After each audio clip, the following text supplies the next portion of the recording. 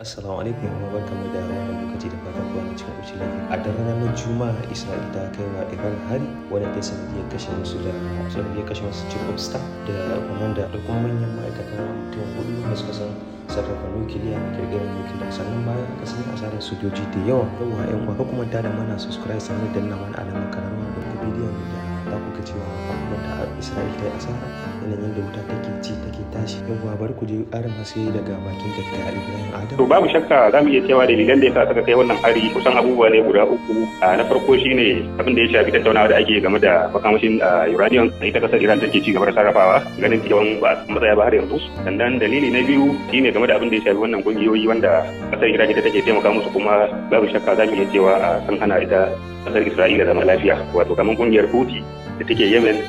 kamar kungiyar Hamas wanda take a Palestine, da kuma Hezbollah wanda suke ainihin kudancin Lebanon. To a martanin da Amurka ta mayar ta nuna cewa wannan harin babu hannunta a ciki, kana ganin hankali zai dauka? Wannan martani kusan kai sai zan ce maka da yardan kasar Amurka sannan kuma da masaniyanta, inda babu yadda za ka yi karaba Amerika da kasar Isra'ila, wato kaman ɗa ne da uba. Don haka duk abin da zai yi sai ya nemi umarni da kuma shawarwarin uba. Sannan ita kasar Isra'ila da take gani duk abubuwan da take yi tana takama ne da kasar Amurka, tunda duk abubuwan da ta harba makaman da take amfani da shi a yankin Gaza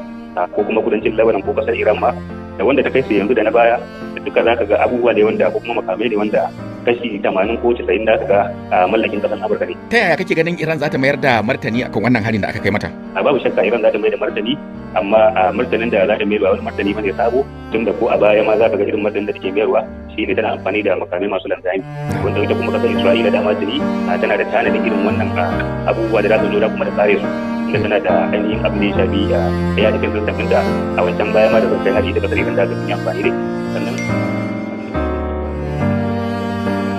akwai su wannan kungiyoyi da suke goya mata baya kamar ita kungiyar Houthi na Yemen kenan, babu shakka ita ma ta ce mutum aka kai wannan hari to za ta iya kuma ci gaba da zaɓa harare a zuwa kasar Isra'ila.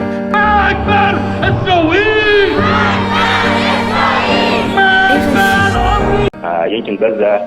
ko kuma kudancin Lebanon ko kasar Iran ma, da wanda ta kai su yanzu da na baya, da duka za ka ga abubuwa ne wanda ko kuma makamai ne wanda kashi 80 ko 90 da ka ga mallakin kasar Amurka ne. Ta yaya kake ganin Iran za ta mayar da martani akan wannan harin da aka kai mata? Babu shakka Iran za ta mayar da martani, amma martanin da za ta mayar ba wani martani bane sabo, tunda ko a baya ma za ka ga irin martanin da take mayarwa shine tana amfani da makamai masu linzami, wanda ita kuma kasar Isra'ila dama tuni tana da tanadin irin wannan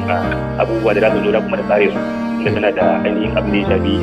ya cikin zazzabin da a wancan baya ma da zai hari da kasar Iran da aka yi amfani da. Sannan